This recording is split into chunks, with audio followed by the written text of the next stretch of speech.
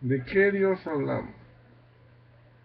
Si se trata del Dios que está de acuerdo con la homosexualidad, con las relaciones sexuales, con las fornicaciones, adulterios y de cualquier vicio conocido, del Dios que considera que el ser humano debe dar rienda suelta a vivir en pecado para elevar la autoestima de sus seguidores o para ser feliz de cualquier manera al pasar por este mundo. Obviamente que no se trata del mismo Dios al que todos deberíamos adorar.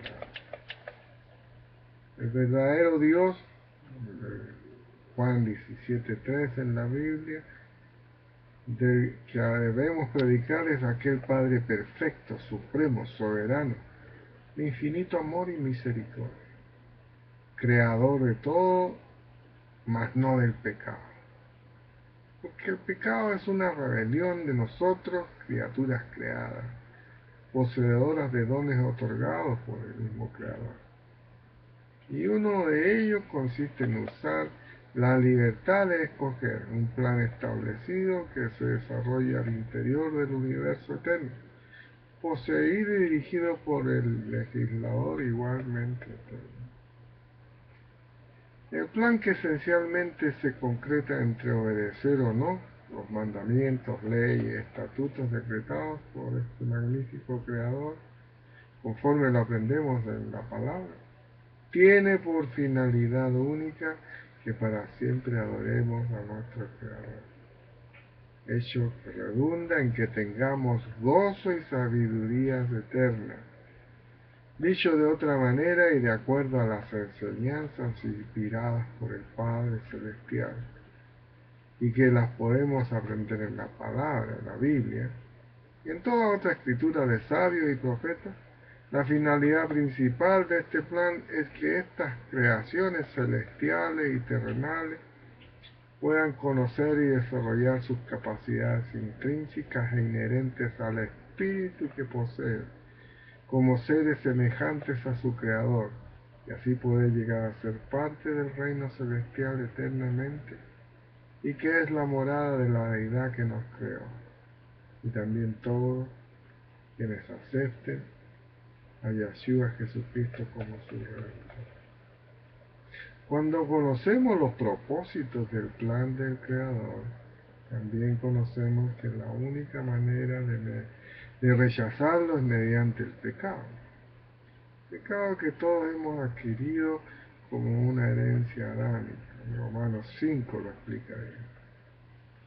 Y cuando hablamos de pecado no nos estamos refiriendo a una cuestión de imaginación humana.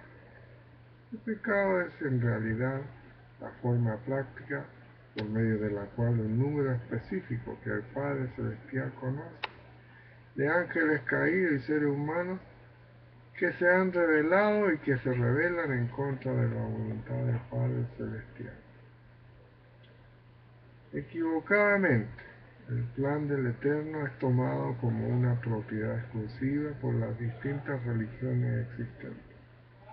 Mediante esta acción se ofrece a las personas que la adherencia a una determinada religión proveerá la reconciliación con el Poderoso. Y en algunos casos hasta se promete ser libre de la maldad y el pecado.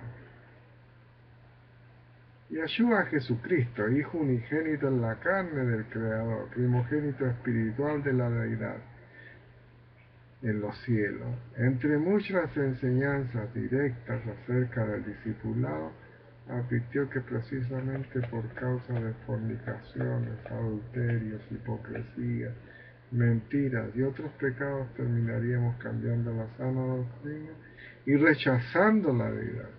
Y esto ocurriría incluyendo a muchos de los escogidos, que tarde o temprano se debilitan y terminan cayendo envueltos en las mentiras de Satanás.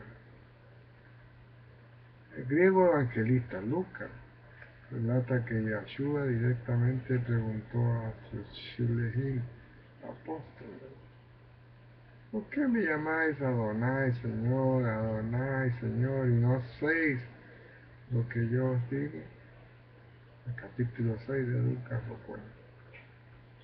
En forma simple y clara, el Padre Celestial nos está señalando qué es lo que nos separa de Él: la obediencia. La muerte física nos toca, es una maldición que nos hiere a todos, y ella entró por Adán, Génesis 2:17. Y ella entra en el ser humano por la desobediencia. Nada más que por la desobediencia, el pecado. Y el pecado no es creado por el Padre, es la consecuencia de la rebeldía y soberbia, de nuestra decisión de escoger nuestro propio camino. ¿Cuánta sabiduría se allega a nosotros cuando comprendemos por qué el Creador nos dio la libertad de escoger?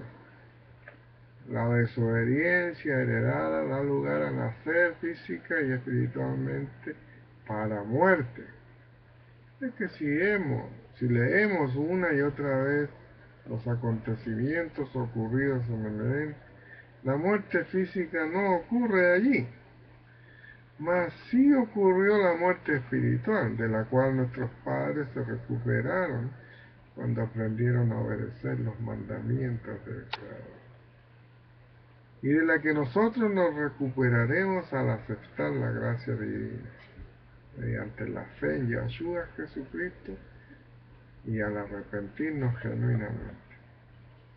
Remarquemos, más tan grande es el amor del Padre Celestial, que conociendo la necesidad que tenemos de su ayuda, se hace parte en nosotros mediante Yahshua Jesucristo, que nos libra de ese aguijón y nos promete la resurrección, creamos o no en él. Lo maravilloso es que la deidad, para motivarnos a tener fe, se encarga de cargar con nuestras culpas, con la única condición de que les escuchemos, y que le escuchemos mediante el Espíritu y obedezcamos en la carne. Podemos elegir. En palabras simples, cada uno de nosotros puede alcanzar la felicidad prometida en la Escritura, el pacto, a pesar de las tribulaciones físicas que podamos sufrir y vivir en esta tierra. Al poner a la deidad en el centro de nuestras vidas y adorarle, no hacemos más que hacernos parte del pacto entre el Padre Celestial y aquellos que quieran ser sus hijos. Del Padre Celestial sabemos que nos deja en la libertad de escoger entre Él y todos los dioses que hemos venido creando desde el principio de los tiempos.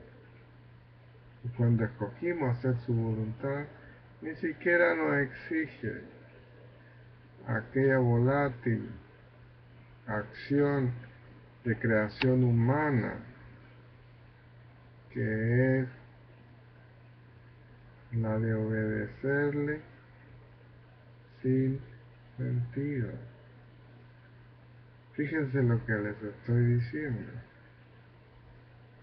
Muchos hombres enseñan que debemos obedecer ciegamente. Falso.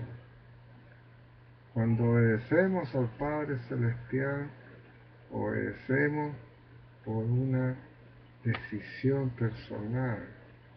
Y no es ciegamente, es porque hemos comprendido cabalmente la necesidad de obedecer. El Padre Celestial nos exhorta a ser perfectos mediante la gracia, Mateo 5, a buscar la perfección del Creador. Rechazar y desechar el pecado es crecer de gracia en gracia, es decir, una gradualidad permanente. Es buscar ser perfecto. Así entonces ya no significa muerte tener pensamientos pecaminosos, porque mediante y por la gracia divina podemos luchar. Tomamos conciencia y usamos todo aquello que nos conduce a evitar la realidad del pecado.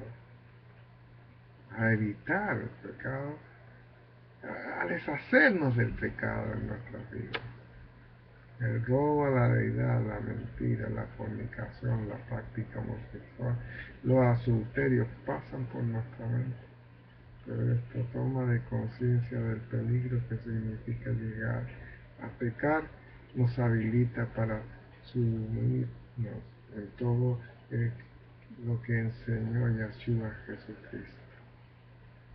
Porque si creemos que Yeshua Jesucristo es la verdad y la vida, Juan 14, caemos en cuenta que sí podemos enfrentar cualquier situación pecaminosa mediante el arrepentimiento. Marcos 1 y Lucas 3, que nos conduce a la purificación, al mikved o bautismo, y a tener en forma real y viva la presencia y compañía constante del Espíritu Santo de la deidad. Esto significa que en forma personal, cuando creemos en Yeshua Jesucristo, primero somos consolados, animados, alegrados, iluminados divinamente desde los cielos, Juan 16, para tomar todas nuestras decisiones, para sentirnos tranquilos cuando separamos lo que es el César y lo que es Dios.